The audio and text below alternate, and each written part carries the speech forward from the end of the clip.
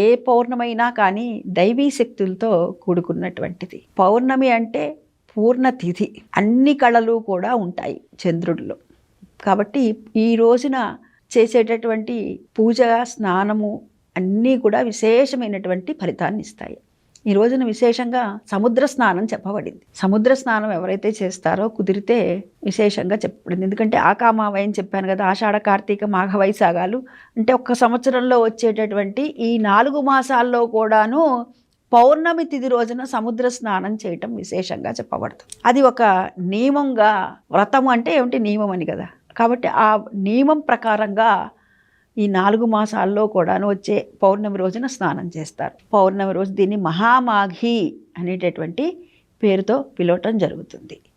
ఈ రోజున అమ్మవారి యొక్క ఆరాధన, కొంతమంది లలితా సహస్రం అది చదువుకుంటూ ఉంటారు.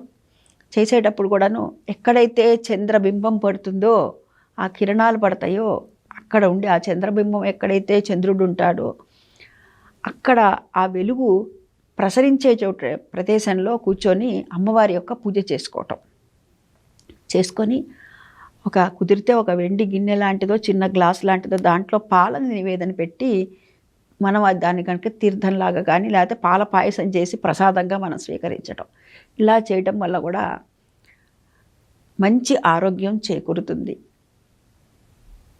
ఇంకా పూజల విషయానికి వచ్చేసి సత్యనారాయణ స్వామి వ్రతాలు మన కార్తీక మాసంలో పౌర్ణమిలో ఏ విధంగా అయితే చేసుకుంటారో అదేవిధంగా ఈ మాసంలో వచ్చేటటువంటి, ఈ మాఘమాసంలో వచ్చేటటువంటి పౌర్ణమి తిథి నాడు కూడాను వ్రతాలు, సత్యనారాయణ స్వామి వ్రతాలు చేసుకుంటారు. నోములు, వ్రతాలకి విశేషంగా చెప్పబడింది ఈ మాసం, మాఘమాసం.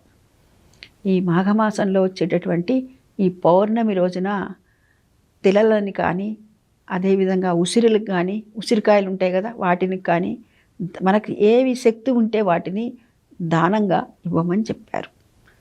ఈ రోజున చేసేటటువంటి పూజాధికాల్లో అమ్మవారి యొక్క ఆరాధన, విష్ణుమూర్తి యొక్క ఆరాధనని విశేషంగా చెప్పబడింది.